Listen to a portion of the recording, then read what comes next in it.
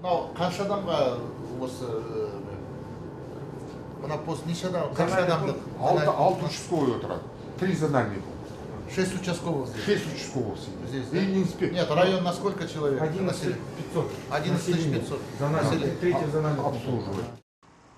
Учаскелік полиция бекеті ресми түрде ішкі істер бөлімінің ғимараты болып табылады. Нысан учаскелік инспекторлар мен олардың көмекшілері, кәмелетке толмаған инспекторлар мен ішкі істер бөлімінің басқа қызметтерінің және қоғамдық тәртіпті қамтамасыз ететін азаматтардың жұмысына арналып ашылған. Бұған қоса, бұл жерде тұрғындарға құқықтық және консультативтік жәрдем көрсету бойынша қабылдау жүргізілетін болады. Теміртау қаласында үлкен опорный пункт, зональный пункт ашылды. Әкімнің қолдауымен бұл мемлекетімізде бірінші опорный пункт. Неге десеңіздер, бұл шынымен жасалған, шынының жаңағы несі пуля не пробиваемый деп жатыр.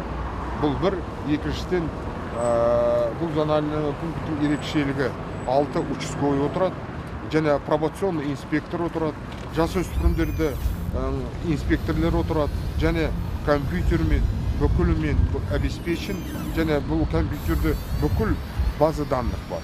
Бізге керек ішкі істер бөліміне профилактикалық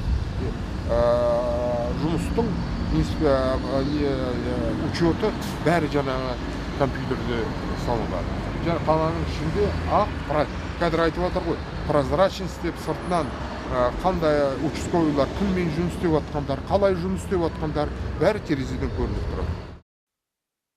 Жаңа учаскелік бекет Теміртау қаласының 2-ші ықшам ауданы бойынша қызмет көрсетеді. Бекет 6 қызметті кабинеттен құралған. Онда учаскелік инспекторлар, ювеналды полиция, пробация қызметінің инспекторлары, жол полициясының қызметкерлері жұмыс жасайтын болады.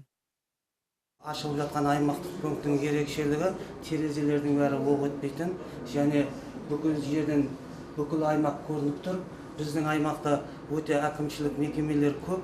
Мына жақта бірінші президентіміздің музейі, қалалық сот, стадиондар, осы Теміртаудағы бүкіл әкімшілік мекемелердің бәрі біздің аймақта. Сол себеппен мына ашылған аймақтық пунктіміз өте орынды болды. Жан-жақтан бәрі көрініп тұр, заманға сай, қолайлы.